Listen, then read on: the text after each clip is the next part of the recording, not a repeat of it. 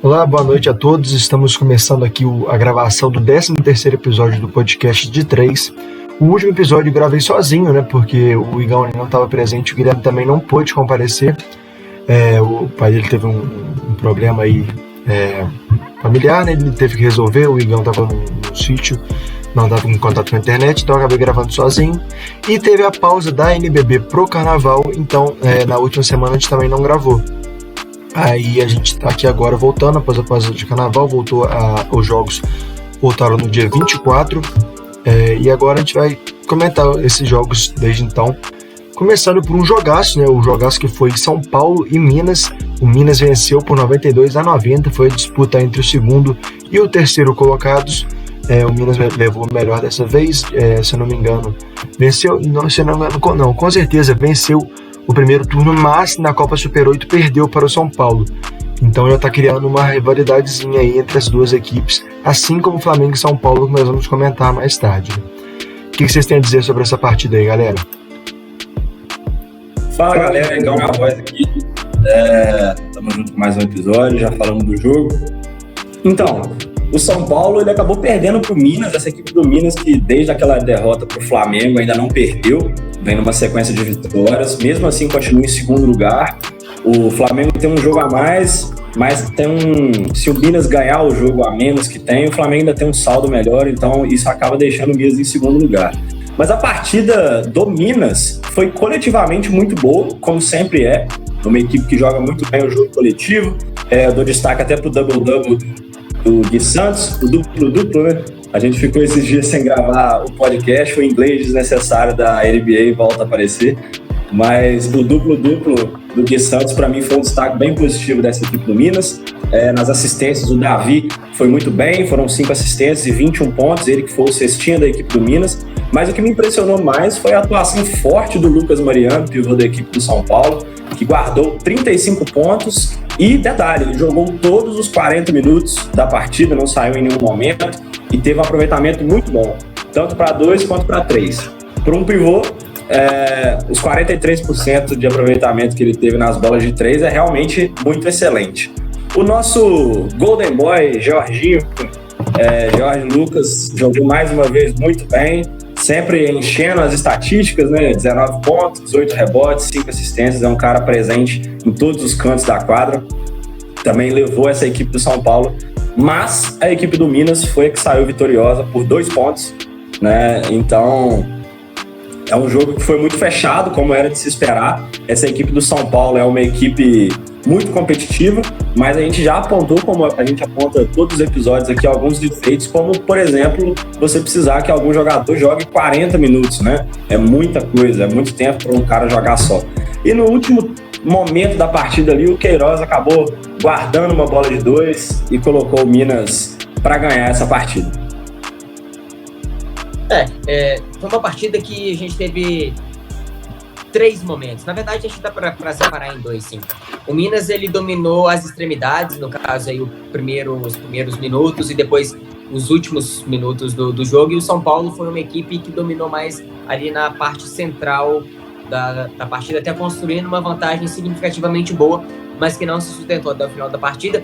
E esse jogo coletivo pesa muito nessa ideia de o São Paulo perdeu para o Minas mais uma vez e perdeu de novo por conta justamente desse jogo coletivo. E não só digo por conta do Lucas Mariano ter jogado 40 minutos, mas que se a gente pegar a divisão de minutagens por jogador, a gente vai ver que foi bem diferente. E se a gente pegar a divisão de tarefas dentro de quadra, também foi bem diferente. A gente não teve nenhum jogador do Minas extrapolando aí a casa dos 25 pontos. Acho que verdade. Quem mais pontuou foi o Davi, com 21 pontos. E do lado de São Paulo, a gente tem o Lucas Mariano com 35. A divisão de tarefas foi muito maior do lado do Minas do que do lado do São Paulo. Essa é uma tecla que a gente bate em cima dela quase sempre que vai falar do São Paulo. É um time muito bom, mas é um time que não sabe explorar as suas qualidades e o seu coletivo. Assim fica difícil vencer alguma coisa. O Minas, que desde que perdeu para o Flamengo, principalmente desde que voltou da derrota do Super 8, voltou bem mordido. Eu queria destacar uma coisa que a gente sempre criticou o São Paulo foi não usar o banco, como vocês dois bem disseram agora, e reforçar o que o Guilherme falou agora sobre coletividade. No Minas, tiveram vários atletas atuando pelo menos 18 minutos, foi o Davi Rossetto, né, o David Jackson, o Gui Santos, o Queiroz, o Ronald e o JP Batista. Deles, apenas o JP Batista não fez mais que 10 pontos. Ele fez 8 pontos, os outros fizeram 12 para cima. Foi o Ronald e o Queiroz fazendo 12, o Gui Santos com 17, o David Jackson com 19 e o Davi com 21 pontos. Só o Johnson Sir, que não jogou tão bem, ele jogou 16 minutos e não fez nenhum ponto. Ele que é um jogador que pontuou muito e não apareceu tão bem nessa partida. Mas, no geral, os jogadores que jogaram muito tempo no Minas, né, pelo menos 18 minutos, conseguiram pontuar bem. Já pelo lado do São Paulo, foram 8 jogadores jogando mais que 10 minutos. Mas entre eles, o Jefferson, ele fez 6 pontos apenas, o Dawkins fez 2 pontos, e o Gerson fez 2 pontos também. E todos eles jogaram pelo menos 18 minutos. Além deles, teve o Penteado também, que jogou 10 minutos e não fez nenhum ponto. Na verdade, ele não tentou nenhum ponto, né? Então, assim... Agora eu fiquei bem preocupado com essa equipe do São Paulo, porque a gente falou muito que se o São Paulo não começar a usar o banco, eles não vão vencer nada, eles precisam usar o banco e tal. Essa partida aí, eles usaram o banco, e o banco não serviu para nada. O banco jogou muito mal. Como o Guilherme disse, a divisão de tarefas ficou praticamente tudo pro Lucas Mariano. O Jorginho até ajudou um pouco também, mas ficou tudo para as costas do Lucas Mariano. E como a gente disse, o São Paulo não vai ganhar nada se não tiver um banco. E agora que ele usou, parece que realmente não tem um banco, né? Eles estão lá só para cumprir função. Então essa é uma coisa que me preocupa como torcedor de basquete, pode preocupar o torcedor de São Paulo que espera um título nessa temporada, né? Eu acho que o problema, assim, não adianta você usar o banco, você tem que usar bem o banco. Exatamente. Não adianta você, joga 10 minutinhos aí, faz o que você quiser. Se o cara ele entra em quadra e não tenta fazer absolutamente nada. Isso não é uma parte única e exclusivamente do time, do jogador. Tem todo um processo que a gente sabe como funciona, de você passar confiança, de você auxiliar o jogador quando ele precisa entrar em quadra. E parece que isso não está acontecendo. Não adianta, por exemplo, o Penteado entrar em quadra e jogar 10 minutos e não tentar fazer absolutamente nada. Se eu não me engano, ele pegou 1 ou 2 rebotes, tentou dar uma assistência, mas ele nem arremessou a bola para cesta. Como que você cobra que o banco atue se quando o banco atua não adianta absolutamente nada? É a mesma coisa que eu falei, o time do São Paulo ele é um time muito bom. Mas de nada adianta você ter 5 jogadores titulares que entram bem, se quando você precisa do seu banco, eles não passam confiança pra você e você não confia neles. É igual uma relação, vamos fazer esse paralelo aqui, eu já dei aquele exemplo de matilha de lobos, agora eu vou dar um exemplo de uma relação. No basquete, qualquer esporte, você tem que ter confiança mútua, tanto entre treinador, jogador e etc. De nada adianta se o cara confia em si mesmo, se quando ele chega para treinar, por exemplo, não estou falando que isso acontece no São Paulo, tá? É só um exemplo mesmo. Se quando ele chega para treinar, ele percebe que os jogadores não têm o mesmo tratamento com ele do que tem com o jogador X ou Y. Isso acaba afetando o psicológico do jogador. Não adianta a gente achar que eles são máquinas e que vão entrar em quadra e resolver o que tiver que resolver se eles tiverem com o psicológico todo abalado. Então o São Paulo até que tentou usar o banco, usou mais jogadores que o Minas, inclusive, mas o Minas usou muito melhor. Inclusive na questão de minutagem, o Penteado jogou 10 minutos, né? A gente teve jogadores do Minas que jogaram 8 minutos e aí o próximo do banco jogou 19, 18 minutos. É uma diferença muito grande e isso acaba fazendo diferença, principalmente no basquete, em que um quarto tem 10 minutos. Exatamente, cara. E só para completar essa fala de você sobre o São Paulo, os números provam que o quinteto titular da equipe do São Paulo é muito bom.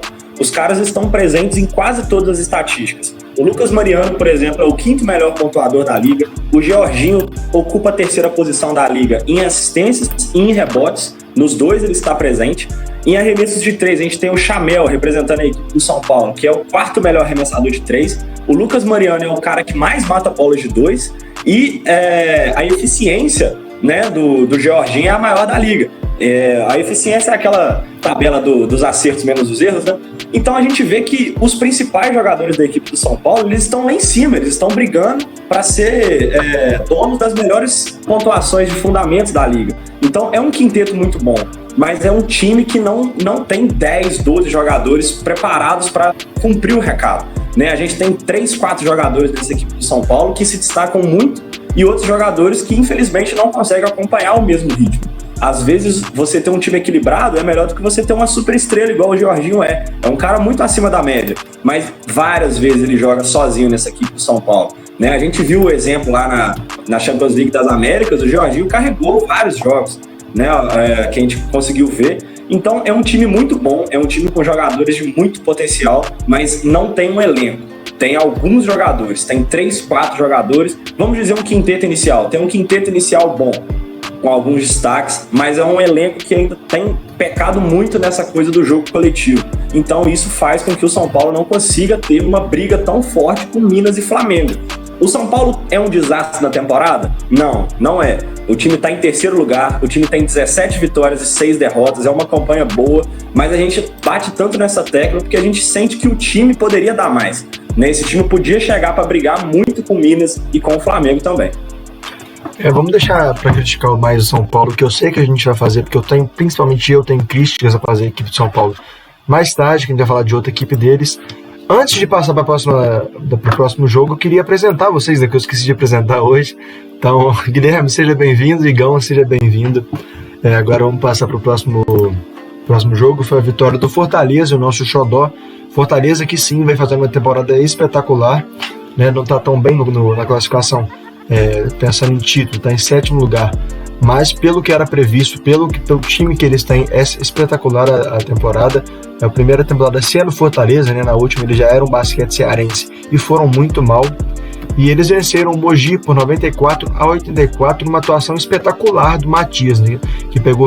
Que fez 24 pontos e pegou 17 rebotes. Né? O que vocês têm falado sobre essa partida aí, galera? Fortaleza, ele dominou a partida do início ao fim. Teve 1 ou 2 momentos em que esteve atrás do placar, mas no início do jogo a gente sabe que essa alternância de placares no basquete é muito recorrente, e depois disso só deu Fortaleza, inclusive teve 20 pontos de diferença no maior momento da equipe do jogo. Pro basquete brasileiro, que a gente sabe que a pontuação é baixa, isso é muita coisa, né? E a gente vê vitórias viradas acontecerem assim a todo tempo, mas aqui no Brasil não é tão normal que isso aconteça. De cabeça eu lembro de uma nessa temporada, que foi justamente a do Minas contra o São Paulo. Não sei se teve alguma outra, se vocês lembrarem, vocês falam aqui. E a partida do Matias, ela foi absurdamente surreal. A do Holloway também. A gente vive batendo na tecla que o Holloway é um dos melhores jogadores dessa NBB. E ele vem provando isso a cada jogo. Ele é o principal jogador dessa equipe. É muito bom ver o Matias chamando a responsabilidade para ele, jogando muito bem, com 24 pontos, 17 rebotes. E o Holloway é aquele jogador que começou assim desde o início da temporada. É o jogador que a gente fala, esse cara vai dar trabalho para todo mundo. E tá dando muito efeito, inclusive, nesse time do Fortaleza. O Igão falou da posição do Fortaleza, mas para as nossas expectativas, que nem colocávamos o Fortaleza como uma das principais equipes, é uma surpresa muito grande. E essa surpresa, ela passa muito por conta da atuação que o Holloway vem tendo em todas as partidas dessa liga. Tirando as partidas que ele ficou machucado, que ele ficou fora, ele jogou bem, destruiu todas. Isso é uma coisa surreal. A regularidade deles é absurdamente alta. Se eu não estou enganado, em quesito de pontos, ele é o jogador mais regular dessa NBB. E isso é um ponto altíssimo. O Holloway, ele faz chover nesse time do Fortaleza e é o grande responsável porque o Fortaleza está surpreendendo não só a gente, mas todo mundo. Exatamente. Você citou a questão da pontuação. O Holloway, ele é o segundo com melhor média de pontos nessa NBB, ele perde apenas para o Lucas Dias. Isso é até uma crítica que eu queria fazer na hora que eu estava passando pelas estatísticas, porque essas médias de pontuação caiu demais de alguns dias para cá. O Lucas Dias, eu lembro que ele liderava a liga com 26, 27 pontos de média em algum momento, e o Holloway logo atrás com 25, 24. E no momento o Lucas Dias do Franca lidera a pontuação com 22,7 pontos de média, e o Holloway é o segundo com 21,5 pontos de média. Mas, cara, você citou, essa equipe do Fortaleza realmente surpreende muito a gente, porque os jogadores, ainda falando em estatísticas, eles também estão lá em cima em quase tudo, né? O Holloway é um dos melhores pontuadores da liga, também temos o Bright, que é o melhor ladrão de bolas da liga, né? O Lucas Bebê, infelizmente, se aposentou, mas ele ainda aparece liderando a liga em tops, né? Então você vê que é um time que possui um bom esquema de jogo, é um time que está surpreendendo bem a gente e tem tudo para crescer, né? O Holloway merece um elenco melhor para trabalhar. Ele é um cara excelente, ele tem um talento gigantesco, ele chama o jogo, ele fica em quadra 35, 37, 40 minutos, né? Nesse jogo, por exemplo, foram 35 minutos para ele contra o Mogi. E ele merece um time melhor que brigue por mais, porque é um cara realmente muito talentoso, correto? Então, a gente foi aí, marcou 25 pontos nesse jogo, o destaque que eu queria fazer pro jogo do Matias, vocês falaram já que ele fez seus 24 pontos, seus 17 rebotes, e ele fez isso sem nenhum arremesso de 3 sequer. Foi 0 arremessos de 3, ele também não tentou nenhum, ele fez isso apenas com os arremessos de 2 pontos, então pro jogo nosso isso torna a atuação dele ainda maior, né? Ainda, eu ia falar mais grande, mas eu poupei o público dessa, mas enfim, torna a atuação dele ainda mais impressionante. A gente também teve o Bright, que contribuiu com 9 assistências, foi quase um duplo-duplo para ele, já que ele fez 18 pontos. E pela equipe do Mogi, a gente não tem muito o que destacar, né? O Fúvio, um dos principais jogadores do time do Mogi, terminou a partida zerado, nenhum ponto para ele. Ele contribuiu apenas com 6 assistências, a média dele é 9, para um cara como ele que lidera a liga em assistências, 6 é muito pouco. E a equipe realmente não conseguiu jogar, não conseguiu ganhar do Fortaleza, mas ainda está na frente da tabela, né? O Mogi ocupa a 6ª colocação, o Fortaleza está em 7º, tem jogo, tem campeonato para esses dois times que estão brigando aí por uma vaguinha no playoff. Quantos anos o Holloway tem? Deve ter uns 28. Vou conferir para você e já volto. Legal, só comentar o que você falou das estatísticas. Eu acho que para essa temporada é até normal, porque a gente está vivendo a pandemia. O Holloway, como o Guilherme disse, ele passou um tempo fora, inclusive o Fortaleza sofreu muito com o tempo que ele estava fora, e quando você volta, você não volta a mesma coisa, né? Hoje na transmissão de Flamengo e São Paulo, eles estavam comentando isso, alguns atletas que citaram que é muito difícil você voltar. Se não me engano foi o Renan Lenz do São Paulo, que citou que é muito difícil você voltar após a Covid, porque você não tem o mesmo fôlego, você não tem a mesma disposição, então acaba levando um tempo. Por mais que após o período de quarentena você já possa jogar, você não vai voltar a mesma coisa, né? Tem também o caso que aconteceu com o Alexei Borges, que ele lesionou e não voltou a mesma coisa. Então, nessa temporada eu até entendo os números de estatísticas médias de pontuação estarem tão baixas. E sobre essa partida, eu assino embaixo tudo que vocês falaram. O Holloway é um jogador espetacular, ele merece um time melhor, e o Fortaleza indo bem nessa temporada, eu acredito que eles vão conseguir jogadores melhores. O Bright, o Matias, até o Rachão, eles são jogadores muito bons para estar junto com o Holloway. Eles precisam de um banco que complemente, sabe? Porque eles não têm um 5 titular tão bom quanto São Paulo, mas eles sofrem o mesmo problema, que não é ter um banco para poder estar junto com eles. E mesmo assim, nas costas desses 4 jogadores, né, que eu falei, o Fortaleza está conseguindo fazer uma temporada muito boa, está conseguindo superar as expectativas e com certeza isso terá reflexo nas finanças do clube, né? Ainda mais agora com o futebol, que eles fizeram essa parceria junto com o clube de futebol Fortaleza, né? Ô Daniel, antes de você passar para o próximo jogo, só trazer a informação aqui. O Holloway, ele está com 30 anos de idade e ele faz 31 agora no mês de março. Então, é um cara que ainda tem alguns anos para dar na liga, mas também não é um garoto de 25 anos. Então, a gente tem que entender isso. E sobre a temporada do Fortaleza, só para a gente terminar, o Holloway, ele ficou 4 partidas fora por causa do Covid. Se eu não me engano, foram 4. E a gente percebe a mudança que essa equipe do Fortaleza tem quando o Holloway não joga, né? O Fortaleza atualmente está com 11 vitórias e 10 derrotas na liga. Mas esses 4 jogos que o Holloway ficou de fora poderiam ter sido aí 3, até 4 vitórias mesmo, dependendo do que foi as partidas. Então é uma equipe que tinha tudo para estar até mais acima se não fosse o problema do Covid.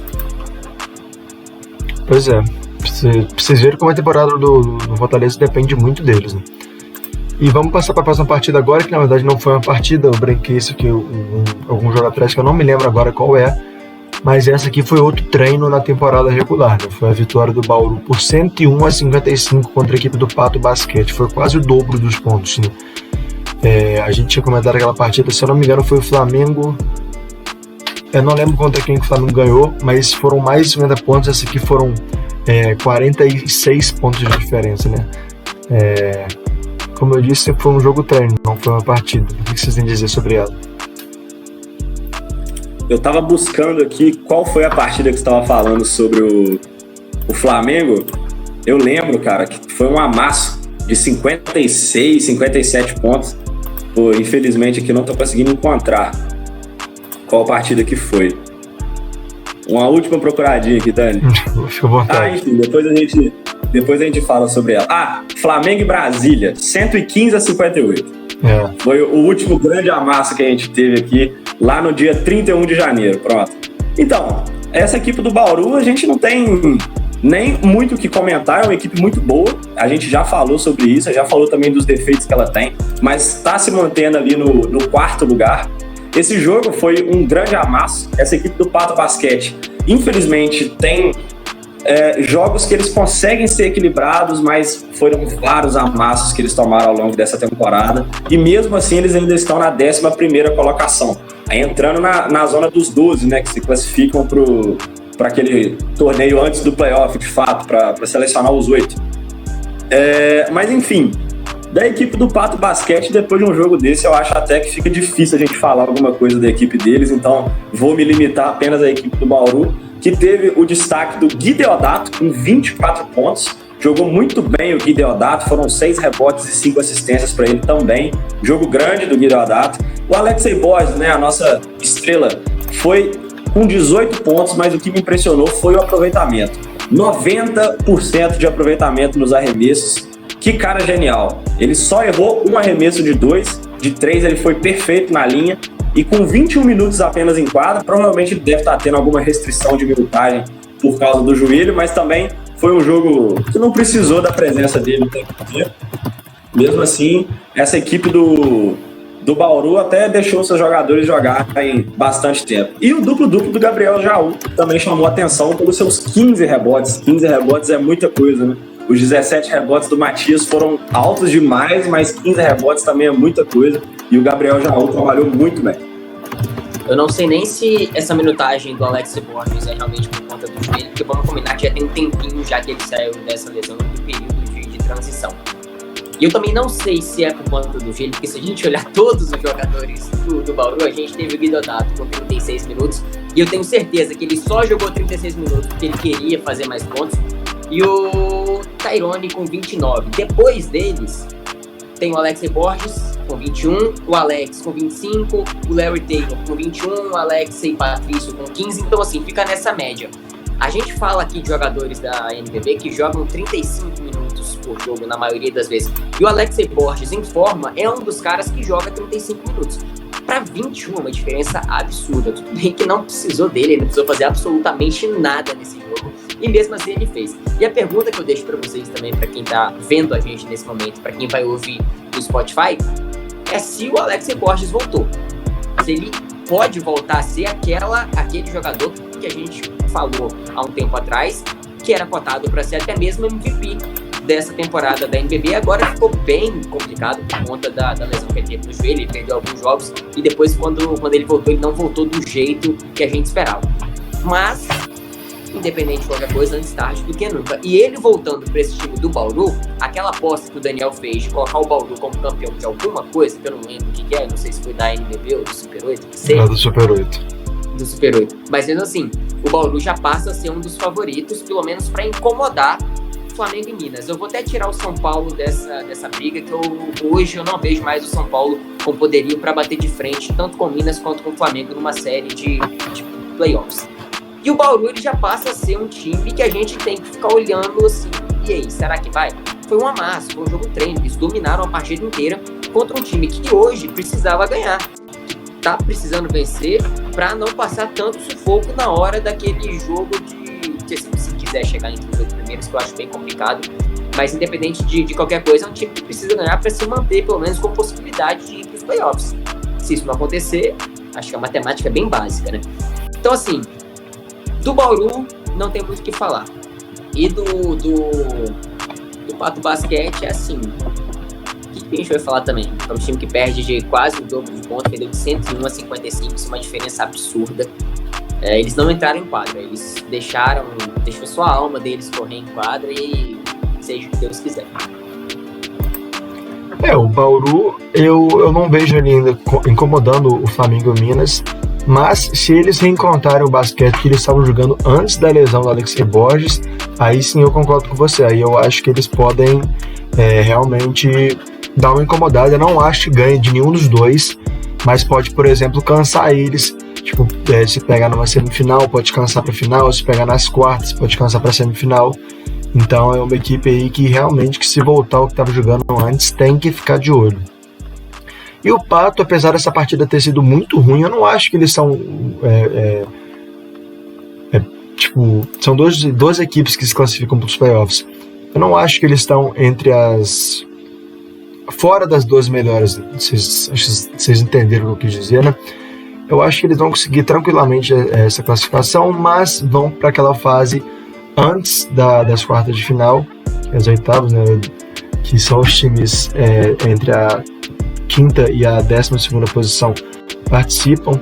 Os 4 primeiros vão direto para as quartas de finais. Eu acho que eles conseguem a classificação tranquila.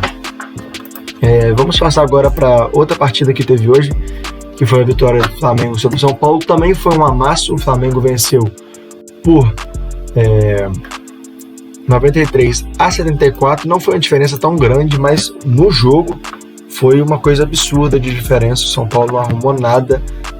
O Flamengo pegou todos os rebotes ofensivos possíveis, pegou todos os rebotes defensivos e doutrinou o São Paulo na partida. O que vocês têm a dizer sobre esse jogo aí? Normalmente, quando a gente olha os líderes de rebote no time, a gente vê assim, 15 rebotes, na verdade. 15 rebotes é muita coisa. 17 é um absurdo. Mas absurdo é o que o time do Flamengo fez nesse jogo. Se a gente pegar aqui os 5 primeiros que mais pegaram rebotes, a gente tem o Balbi com 8, a gente tem o Demetrio com 7, o Mineiro com 7, o Olivinho com 7 e o Marquinhos com 6. Eu não sei, pelo menos de cabeça, eu não lembro de outro jogo em que a gente teve uma divisão tão grande assim de jogadores que pegaram rebotes nessa escala. É muita coisa. Se a gente for olhar o time do São Paulo, por exemplo, a gente tem o Dawkins com 6, o Jorginho com 6 e depois o Gerson com 4, o Chamel com 4, o Jefferson com 4 e acaba com 1. É uma diferença muito grande. Não tem como você ganhar um jogo, principalmente no basquete, em que os rebotes são tão fundamentais. Assim, se você está no ataque, se você pega um rebote, você praticamente coloca de novo o seu time no jogo, você garante uma pontuação estando ali naquela área na hora de fazer o rebote. E normalmente a gente bate na tecla, mas tal time perdeu o jogo por conta dos turnovers, tal time perdeu o jogo porque um jogador errou o arremesso no último lance. E mesmo assim, nesse jogo, acho que não é nem por conta de turnovers e nem por conta de arremessos errados. O São Paulo ele foi doutrinado pelo Flamengo dentro do garrafão. Isso é muito importante, as pessoas costumam menosprezar isso. Mas a gente não precisa de um pivô. Vou dar um exemplo aqui do Houston Rockets na NBA. Era um time que não tinha pivô e apostava extremamente no famoso super small ball que eles inventaram por lá, de arremessar de tudo quanto é lugar da quadra. Eles tinham 5 jogadores, 5 em volta da linha de 3 pontos. Tinha um time muito bom. Quer dizer, tinha um time muito bom, tinha um time bom. Mas tinha o Russell Westbrook e James Harden jogando junto. Tinha que ter mais coisa, tinha que ter mais repertório. Você dava a bola para os dois e torcia para que eles decidissem o jogo. E justamente no jogo que eles jogavam, e que o time pegava muito mais rebote, a gente via como que faz diferença. E na NBB não é diferente. A gente pode pensar, mas a NBB é um nível abaixo. Cara, não importa. É basquete do mesmo jeito.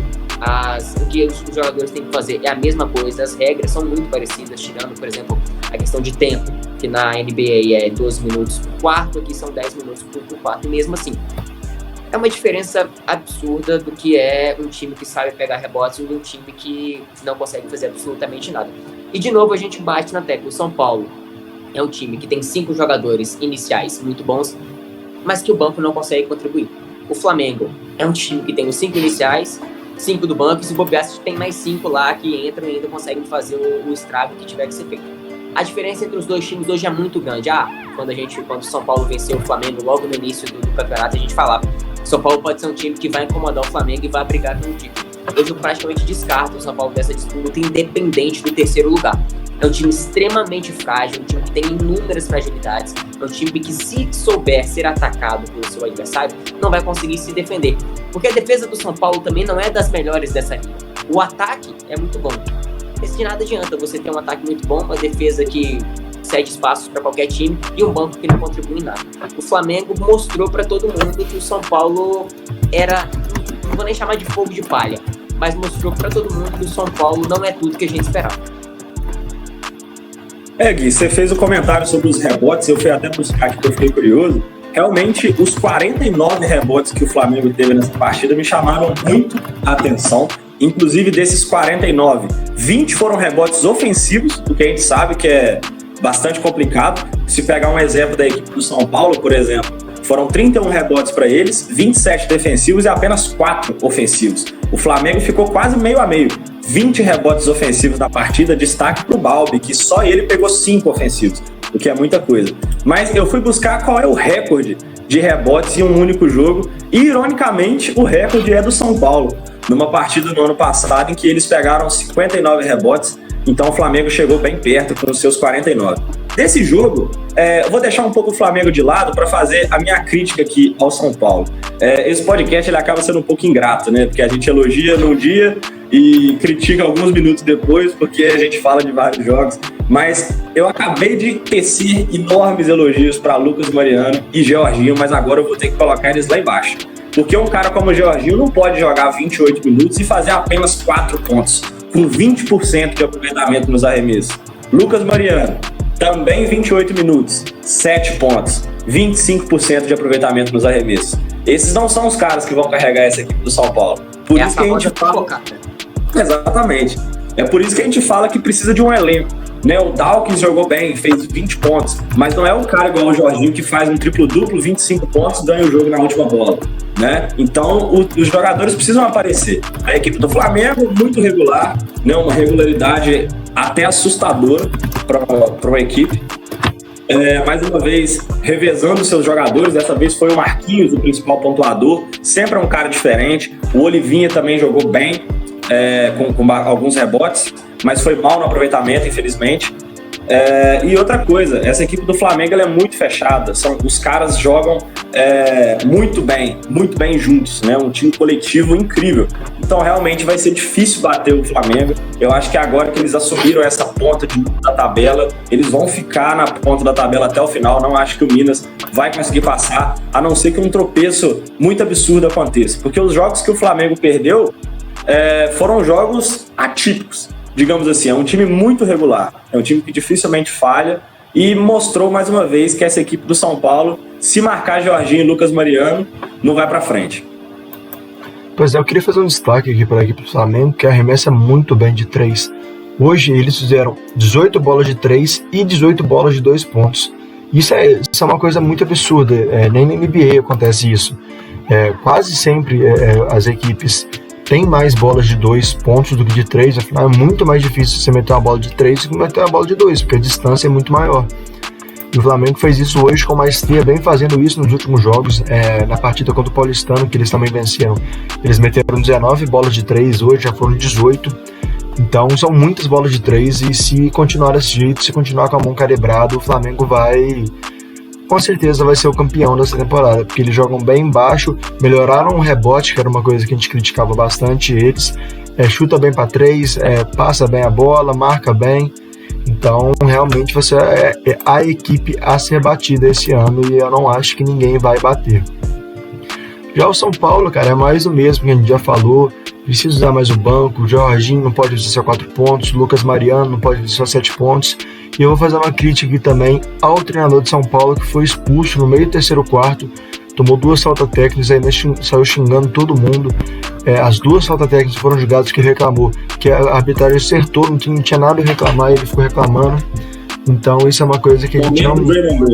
Oi? É o momento Draymond Green dele.